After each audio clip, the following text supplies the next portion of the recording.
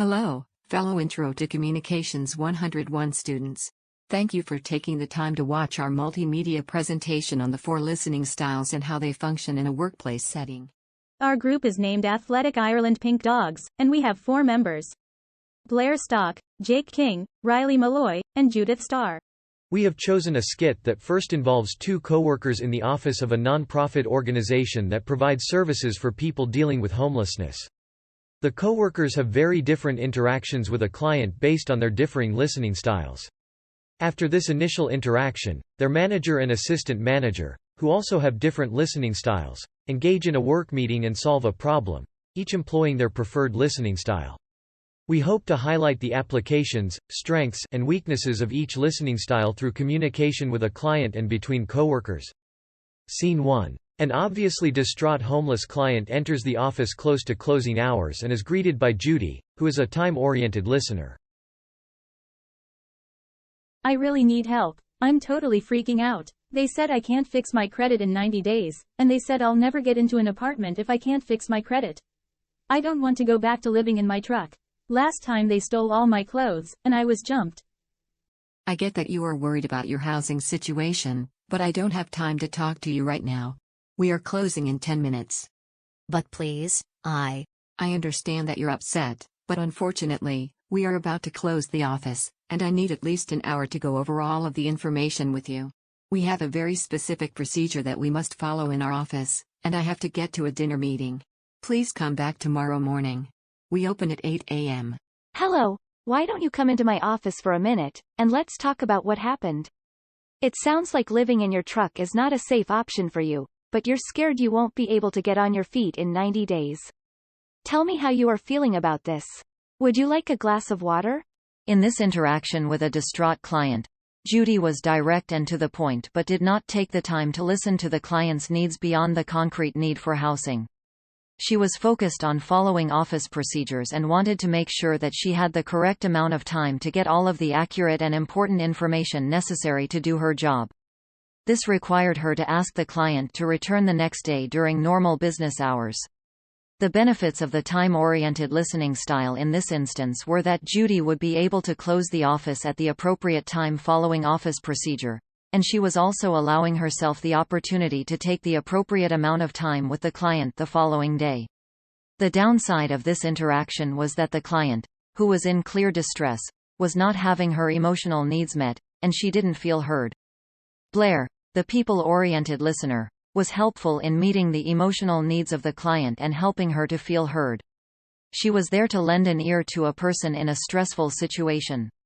When listening to the client, she focused on the underlying emotional distress fueling her communication. The downside of this listening style was that she ended up staying 2 hours past closing time, which was against office procedure, and this also took away from her personal time outside of work. To ensure Blair's safety, 2 other staff, Judy and Jake, were also required to stay late and wait, resulting in several hours of overtime that would need to be made up by leaving early later in the week.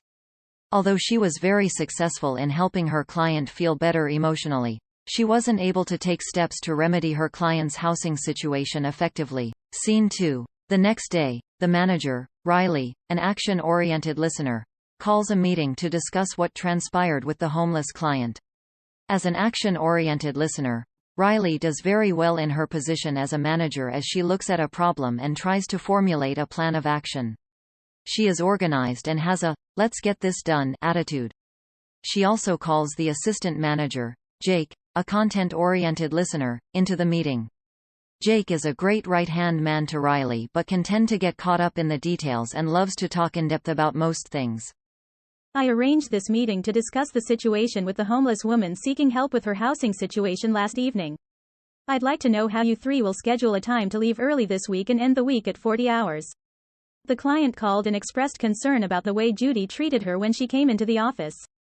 She was also frustrated because Blair didn't get the pertinent information to help her with her current living situation.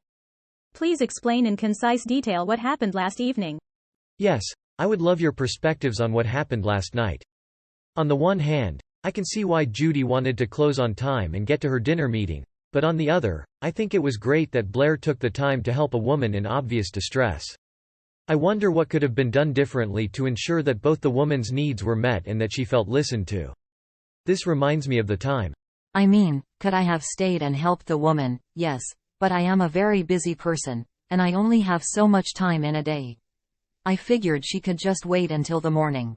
What difference are 12 hours going to make? It's impossible for her to fix her situation overnight anyways. There's no magic button to fix it. It takes time.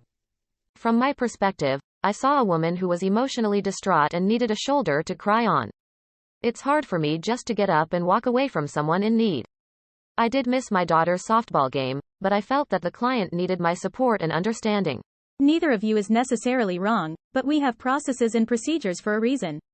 Staying 2 hours past closing is against protocol, but we also need to figure out a way to meet the emotional needs of our clients in an appropriate way. In order to keep things operating smoothly, we need to follow protocol. So, in order to make sure that this never happens again, let's talk about the steps we need to take in the future when this sort of situation arises. Absolutely. In the case of Blair, who is obviously a people-oriented person, she was effective in helping to calm this client, who was under a great amount of stress.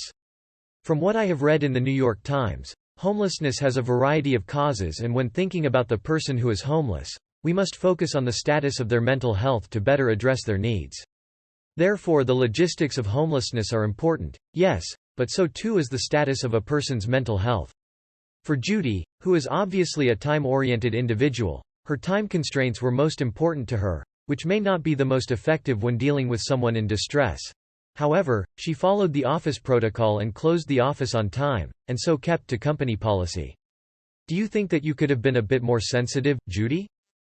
Yes, I understand that I need to be more empathetic to our clients, but I have a lot to do this morning, so are we close to being done with this meeting?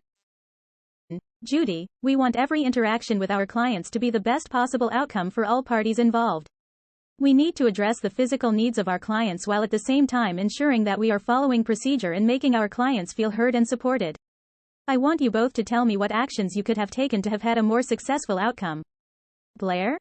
I see what you were saying, Riley, and I'm so sorry if I disappointed you. I think that I could have listened to the client's issues, but also, I could have made an appointment for her to come back in the morning, and I could have provided a contact for the local women's shelter. I agree with Blair. That would have been a good solution for dealing with this situation. You know what they say, hindsight is 20/20. I think I have an even better solution to the problem. You two could have worked together, using your strengths to help this woman.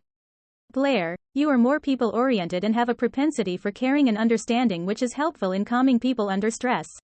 Whereas Judy, you are more time-oriented and are great at getting things done in a timely manner. If you work together, you could help people very effectively. In the final skit, we showed how the 4 listening styles, action-oriented, people-oriented, time-oriented, and content-oriented, can communicate effectively and solve a problem. Riley, the action-oriented listener, had an organized thought process and wanted to get to the bottom of things with straightforward and accurate information. Jake, the content-oriented listener, on the other hand, wanted to analyze the information, ask questions and dive deeper into the subject at hand. Riley was effective at keeping the meeting on track and focused, while Jake was sure to get to the bottom of the issue, helping a homeless person in need, which was also an important part of the meeting. Although at times it may seem like these listening styles may be in conflict with each other, when employed in a mindful way, each style can bring a useful perspective to the table. In our skit, we hope to show how different people, with different listening styles, can work together effectively.